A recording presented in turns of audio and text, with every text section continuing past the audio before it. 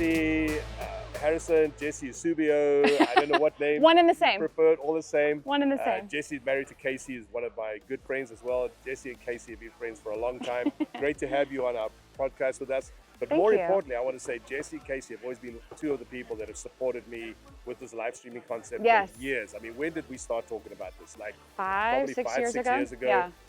And they've been phenomenal in doing that. Michelle behind her, also good friends. I saw you say, don't give us that look, you live right now. But I was just talking to Jessie about one of the things, and we can get into detail. One of the things I love about shooting with you is your energy and your vibe and the way you're always yelling and stuff. And I can hear your voice. Obviously, we're all wearing electronic earplugs. Yeah. I can be at the front of a stage. I'm loud. And I can hear Jessie yelling from behind. And that's something, I'm loud. you know, what makes you've set the bar for that with all your teams, with your representations. Obviously, we know you're the best female shooter, I think, ever in the US. And that's not a title you can hand out very often. I mean, you're the Aaron Graffel of the ladies division in the US. Wow. Oh, that gave me chills. True. Think about it, right? Well, thank you. I'm very honored to hear that. Always like so supportive of everybody else. You have to be. At the end of the day, I'm out here.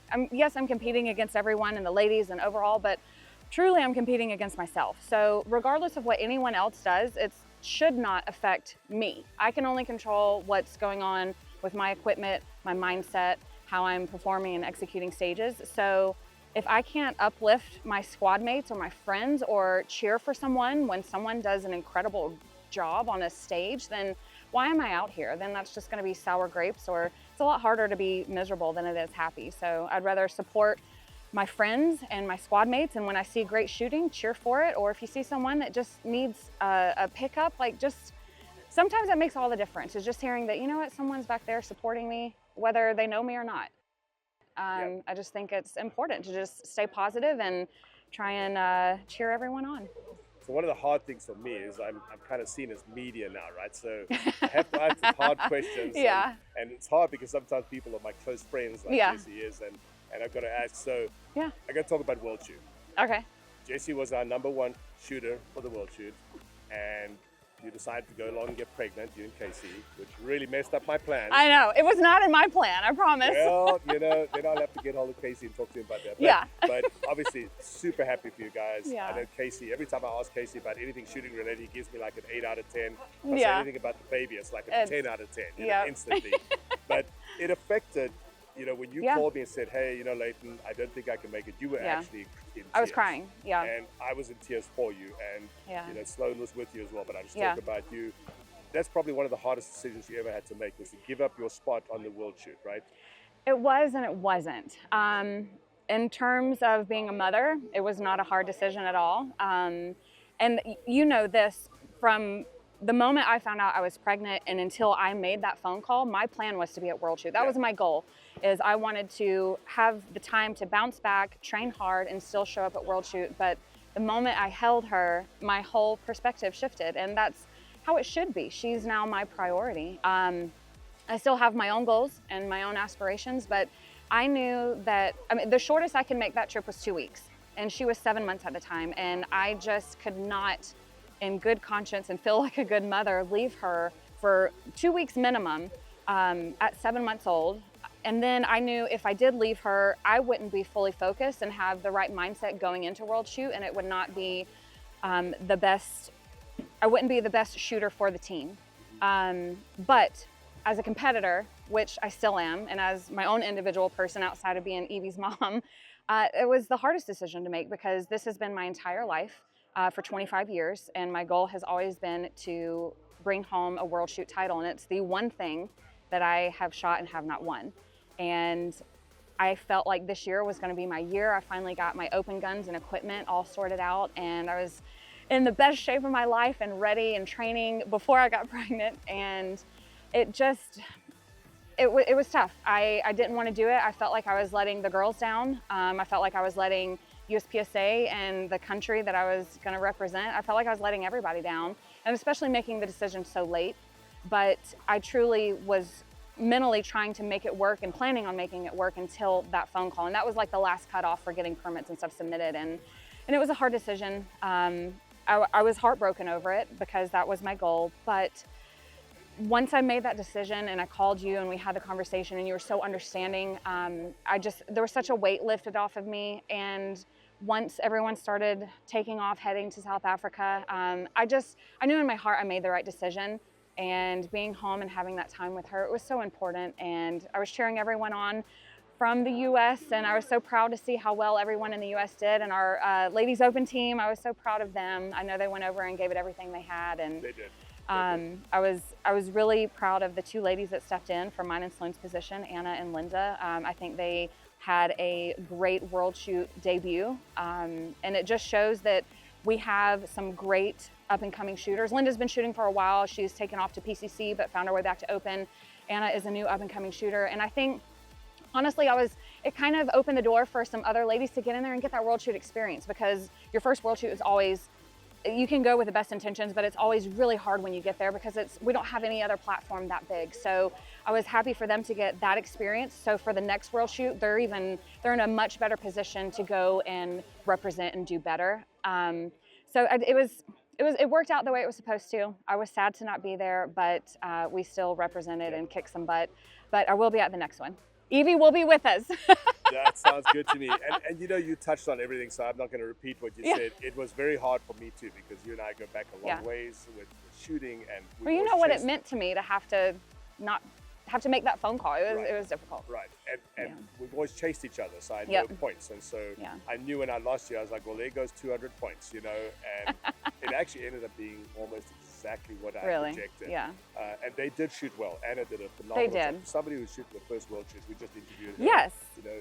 And still new to the sport too. Yeah, that's right. And Linda was, I think it was a little much for Linda at the time. Linda got married yesterday, right? I know. Linda and they AJ, shot through early. They got married yesterday. But it was a lot for them, and I tried to support them as much as we could and so forth, but I knew we were fighting an uphill battle, and we ended up coming second.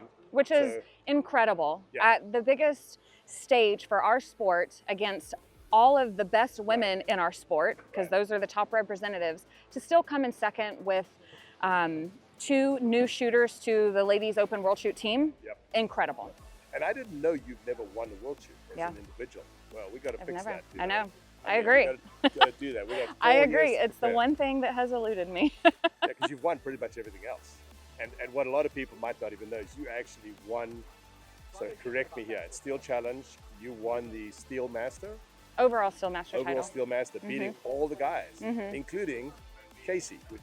Well, he didn't shoot for Steel Master. Shoot that. That's right. Yes. So it would just be the ones that are entered in Steel Master. So you have to have an optic centerfire, an iron sight centerfire, and a rimfire division. That's right. And he only shot. And that's very taxing, as you know, at Steel Challenge to shoot 3 different platforms in a world championship match. Like it's a tough thing to do. I've been privileged to shoot Steel Challenge with you and Casey, and it's terrifying. I mean, it's like, Casey will step up and go, da-da-da-da-da, and I'm like, are you kidding? I feel the same watching him shoot. Oh, no, not quite. No, you're doing that. Let's talk a little bit about some of the plans. So you know that one of my goals has been to have a fair qualifying system in place. We've done it for the last couple of years. Now we did it this year with shotgun. It's been very successful. I know you don't shoot shotgun, but it's been very successful. We had 6 matches, etc. Scores are super close, especially on the ladies. It's playing out exactly.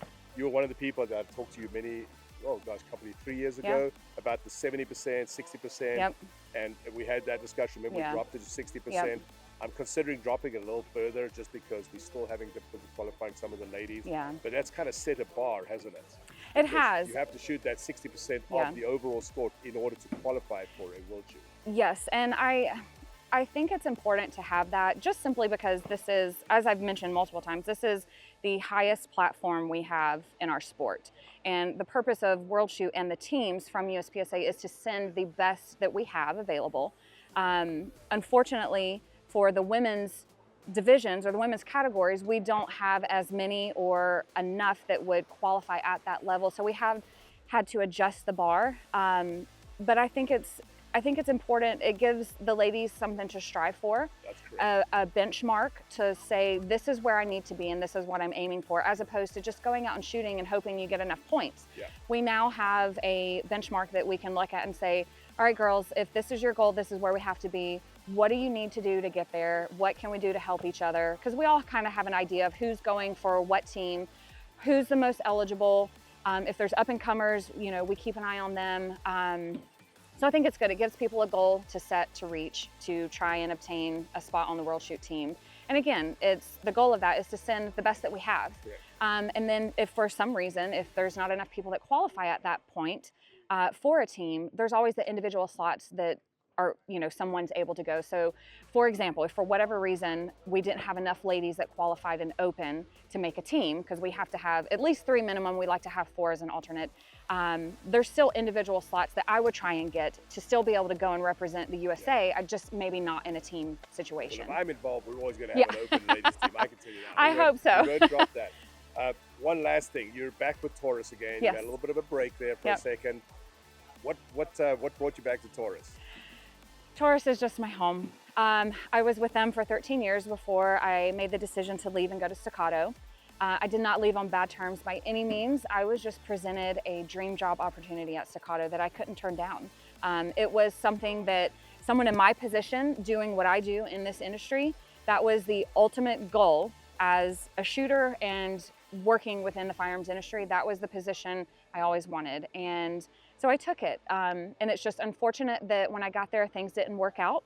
I don't think it's to any one fault for any one person or another. I just realized that it wasn't the place for me to finish out my career. And I made the phone call back to Taurus and I told them, guys, if there's ever an opportunity for me to come back to Taurus, I would love to discuss it.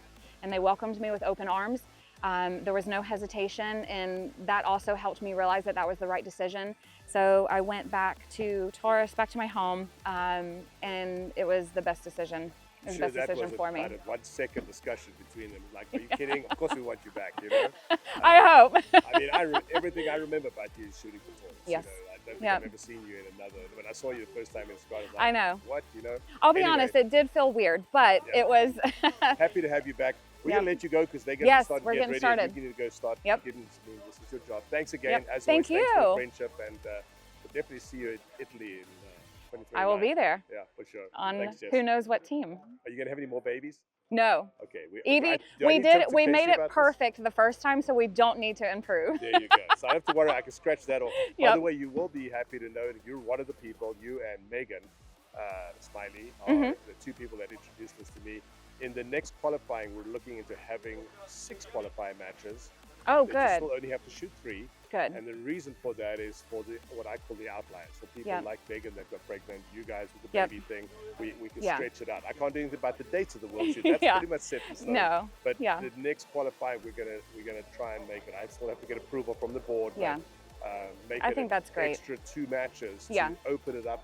Well, life happens, and not just for us ladies that seem to be getting pregnant on World Shoot years, but things happen. You get an injury, you have a life event. Yeah, he shot in a cast. He shot one-handed with a cast at a national championship just so that he could get qualifying points. So yeah, I think that's a smart move. That way life happens for everybody, and that gives everyone a little bit of breathing room, and they can still present their best to make a World Shoot team. And then with it being 4 years now to align with an Olympic platform. And the different World Shoots. So there's 4 World Shoots, so that 1 per year makes it easier. This year it'll make it easier on everybody. Which was a huge amount of work for me and other people. So this is better. Although I must tell you, I don't like 4 years. It seems like I don't either, because I'm going to be 44 at the next one. So I was going to ask you age to see how close we're getting. I'm 40. I'm 40, and I have a little bit of time, but I'm shooting against ladies half my age. So. Well, Filipinos, I mean, they're young, they're unbelievably good. Well, they might be half my age or my age, but they don't age at all. They look like Casey. He'll be forever young. So. Well, we wish you lots of luck. Obviously, Thank with you. this match. Yes, gonna go finish it up. Watching results, but I am. You know where the points are right now. You're pretty much in the lead. I just gotta finish strong. There. But I'm cheering for Casey. He's got a little bit of a lead in limited optics, I believe. Oh, he is. He I does. didn't see that. Okay. It's like a 9 or 10 point lead, so I'm sending all my mojo to him. Awesome. Jess, again, thank you for everything. Thank you so much, Leighton. You're awesome. I'll see ya.